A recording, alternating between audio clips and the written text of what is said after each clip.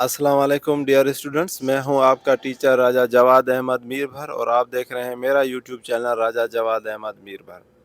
आज हम जो है वो chemistry chapter 1 hydrogen and water class 10 की करने जा रहे हैं। उसका जो आज हमारा जो टॉपिक है वो है भाई केमिकल प्रॉपर्टीज़ ऑफ हाइड्रोजन। तो यहाँ आज हम इसके 5 जो है वो केमिकल प्रॉपर्टीज़ जो है आज के लेक्चर में, लेक्चर नंबर 3 में हम जो है वो करने जा रहे हैं। पहली जो प्रॉपर्टी है कि decomposition of molecular hydrogen. Molecular hydrogen यानी H2 को जो है वो हम अलग करेंगे, और अलग करने का मतलब क्या है कि उसको हम तोड़ेंगे, ब्रेक करेंगे H प्लस और H में, H प्लस H में। ठीक है जी। इससे होगा क्या कि इससे जो, क्योंकि जो मॉलिक्यूलर जो है वो हाइड्रोजन जो है, तो वो जो है वो इनर्ट होती है। इनर्ट का मतलब ये है कि किसी और से वो रिएक्ट नहीं करती ना। लेकिन अगर हम इसको तोड़ेंगे तो H प्लस H जो हमें मिलेगी तो उसको हम कहेंगे एटॉमिक हाइड्रोजन। जो अकेली H होगी, सिंगल H होगी, तो उसको हम एटॉमिक हाइड्रोजन कहते हैं। और वो हाईली रिएक्टिव होती है, बहुत ज़्यादा रिएक्टिव होती है, और तोड़ने के नतीजे में हमें 435 किलो जूल जो है पर मोल एनर्जी जो है वो मिलेगी। तो आइए ज़रा हम इसको पढ़ते हैं पहले कि molecular hydrogen H2 contents stable covalent bonding. आपको पता है कि H2 के अंदर जो है, मॉलिक्यूलर हाइड्रोजन के अंदर जो बॉन्डिंग होती है वो कोवेलेंट बॉन्ड होता है, जिसमें शेयरिंग होते हैं इलेक्ट्रॉन्स, और वो स्टेबल होता है, यानी उसको किसी चीज़ से रिएक्शन करने की ज़रूरत नहीं होती। And is a relatively inert. Inert का मतलब है कि किसी के साथ ये रिएक्ट नहीं करती जब ये मॉलिक्यूलर फॉर्म में होती है। जिस तरह हमारे पास हेलोजन नोबल गैसेस है जिनको हम ज़ीरो ग्रुप या जो है वो एट ग्रुप कहते हैं, हीलियम, नियान, अर्गान, क्रिप्टॉन, जिनान और रेडान। वो भी जो है वो इनर्ट गैसेस होती हैं, किसी के साथ रिएक्शन नहीं करती at ordinary condition. It's bond dissociation. अब हम इसका बॉन्ड जो है वो तोड़ेंगे, क्योंकि H2 के अंदर बॉन्ड जो बना है कोवेलेंट, तो उसके लिए अगेन हमें एनर्जी चाहिए 104 किलो कैलोरीज पर मोल। तो ये जब हम देंगे 1000 केल्विन के ऊपर जो टेम्परेचर जो है हमारा होगा, तो उसके नतीजे में ये H प्लस H में जो है वो कन्वर्ट हो जाएगी, और H और H जो है इसको हम कहेंगे कि ये हमारे पास क्या है, एटॉमिक हाइड्रोजन। और इसके लिए जो हमने हीट ऑफ फार्मेशन दी थी वो कितनी थी भाई, 104 किलो कैलोरीज पर मोल, या प्लस 435 किलो जूल पर मोल हमें जो है वो एनर्जी मिली। पहली प्रॉपर्टी ये इसकी ये है कि डिकम्पोजिशन ऑफ मॉलिक्यूलर हाइड्रोजन क्यों हम करते हैं, इसका हमने पढ़ लिया कि क्योंकि ये जब मॉलिक्यूलर फॉर्म में होती है तो इनर्ट होती है, किसी के साथ रिएक्शन नहीं करती। अब आ जाएं जी अगेन, दूसरी जो इसकी प्रॉपर्टी है, एज अ रिड्यूसिंग एजेंट। अब ऑक्सीडेशन पिछले जो है लेक्चर में, प्रिपरेशन में हमने पढ़ा था। तो ऑक्सीडेशन का मतलब है कि ऐड करेंगे हम ऑक्सीजन, और रिडक्शन का मतलब है कि रिमूव करेंगे हम ऑक्सीजन। ठीक है जी, रिमूव करेंगे जो है हम ऑक्सीजन। तो आइए ज़रा यहाँ देखते हैं कि यहाँ पर जो है क्यूप्रिक ऑक्साइड हमारे पास जो है मौजूद है। अब क्यूप्रिक ऑक्साइड में से हम ऑक्सीजन को रिमूव करेंगे, क्योंकि आपको पता है कि हाइड्रोजन और ऑक्सीजन, इन दोनों की आपस में ग्रेटर अफिनिटी होती है, यानी लव होता है इनका ज़्यादा। ये आपस में एक दूसरे को जो है वो चाहते हैं, और जिसके नतीजे में ये बनाएंगे वाटर। तो देखें, hydrogen shows greater affinity for oxygen, बहुत ज़्यादा कशिश, अट्रैक्शन दिखाता है ऑक्सीजन के लिए। And reduces many metals oxides into free metals, यानी उनकी ऑक्सीजन को ये रिमूव कर देगा।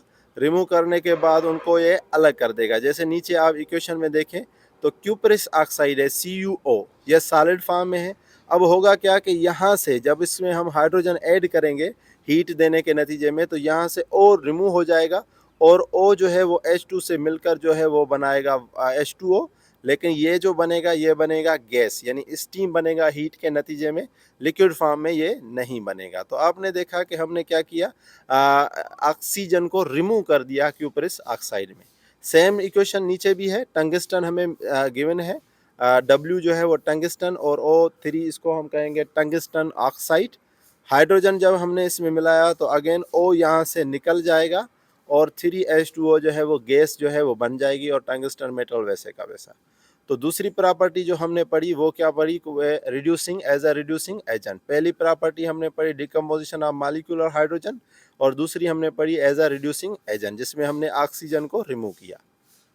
आ जाएं जी, तीसरी प्रॉपर्टी है हाइड्रोजनेशन रिएक्शन। अब जब भी लफ्ज़ आएगा हाइड्रो, तो हाइड्रो का मतलब है हाइड्रोजन, और जिनेशन का मतलब होगा कि हम ऐड करेंगे हाइड्रोजन। किसी भी चीज़ में हम हाइड्रोजन को जब ऐड करेंगे तो उसको हम कहेंगे हाइड्रोजनेशन।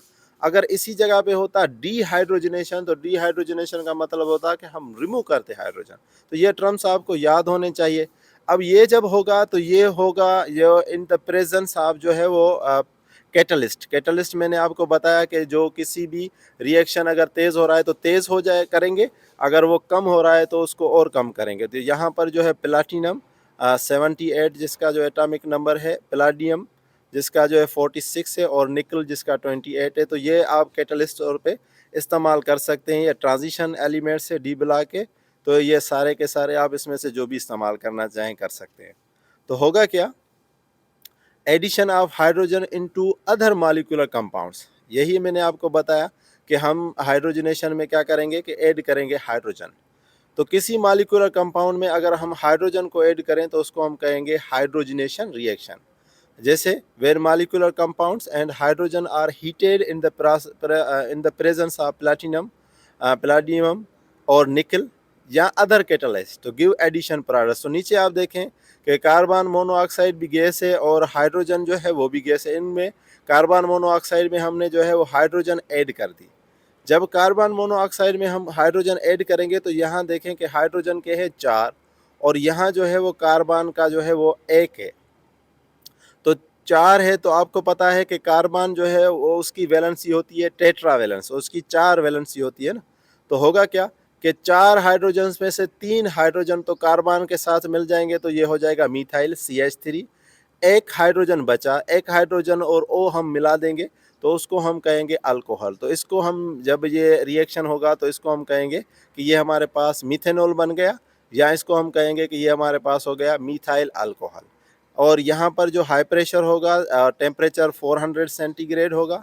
जिंक ऑक्साइड या क्रोमियम जो है ऑक्साइड जो आप इसमें कैटलिस्ट तौर के इस्तेमाल कर सकते हैं, प्लाटिनम PD या Na ये भी आप इस्तेमाल कर सकते हैं। तो अगेन मैं बता देता हूँ कि किस तरह हुआ। CO+2H2, CO+2H2 का मतलब ये है कि 4 हाइड्रोजन है ना, 2 ज़रब 2 4 हो गए। तो कार्बन की जो वैलेंसी होती है आउटर मोस्ट शेल में वो 4 होती है। तो 4 को ऑक्टेट करने के लिए हम यहाँ से 3 जो है वो हाइड्रोजन के इसमें लगा देंगे, पहले ही इसके साथ एक ऑक्सीजन है। तो 4 हाइड्रोजन, 3 हाइड्रोजन आ गए, एक ऑक्सीजन हो गए, तो कार्बन की वैलेंसी तो पूरी हो गई, तो हो गए CH3। अब O का एक बांड कार्बन के साथ है, लेकिन अभी एक बांड उसका खाली रहता है क्योंकि 7 हो गए आउटर मोस्ट सेल में, तो एक H के साथ हम बना देंगे तो ये हो जाएगा CH3 और OH। तो इसको हम मिथेनॉल भी कहते हैं और मिथाइल अल्कोहल भी कहते हैं। तो इस तरह हमने तीसरी प्रॉपर्टीज़ भी हमने कर ली, केमिकल प्रॉपर्टीज़, जिसको हम कहते हैं हाइड्रोजनेशन रिएक्शंस। अब आ जाएं चौथी पे। अच्छा, इसका एक और एग्जाम्पल भी है, बल्कि 2 और हैं, देखें। ईथीन। अब ईथीन जो है ये ऑर्गेनिक केमिस्ट्री के अंदर जिस भी चीज़ के अंदर डबल बॉन्ड आ जाए ना, तो उसको हम कहते हैं कि भाई ये हमारे पास क्या है, ईथीन है। ये हमारे पास क्या है भाई, ईथीन है। तो यहाँ पर डबल बॉन्ड है। जब हम इसमें हाइड्रोजन ऐड करेंगे तो यहाँ देखें CH2 है, यह CH2 है, तो दोनों की तरफ H2 ऐड कर देंगे तो एक ये CH2 CH3 हो जाएगा, ये भी CH2 CH3 हो जाएगा, और बीच में से जो डबल बॉन्ड है वो ब्रेक हो जाएगा और एक बॉन्ड हो जाएगा, यानी ये ईथीन था। जब भी ENE आ जाए तो उसको हम कहेंगे कि ये डबल बॉन्ड है। अब ये डबल बॉन्ड टूट के सिंगल बॉन्ड हो जाएगा तो ये हो जाएगा इथेन। और इसी तरह अगर YNE आ जाए तो उसको हम कहेंगे ट्रिपल बॉन्ड यानी इथाइन। तो यही हुआ, हाइड्रोजन एक CH2 में ऐड हो गया, एक CH2 में ऐड हो गया, तो दोनों CH3 हो गए और बीच में बॉन्ड ब्रेक हो गया। और ये भी प्रेजेंस में हुआ कैटलिस्ट निकल के, टेम्परेचर 300 सेंटीग्रेड। तीसरा है edible oil unsaturated liquid.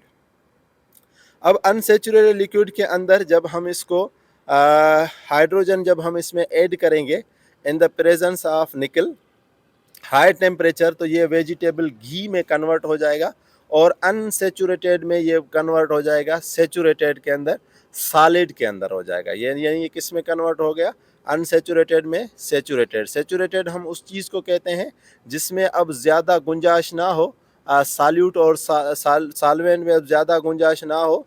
Solvent को जो है वो जो है सॉल्यूट जो है वो सॉल्वेंट में अब ज़्यादा जो है वो घुल ना सके, डिज़ाल्व ना हो सके, तो उसको हम क्या कहते हैं, सैचुरेटेड कहते हैं।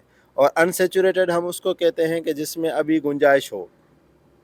और सुपर सैचुरेटेड इसको कहते हैं जिसमें वो अपने ताकत से ज़्यादा वो डिज़ोल्व कर सके।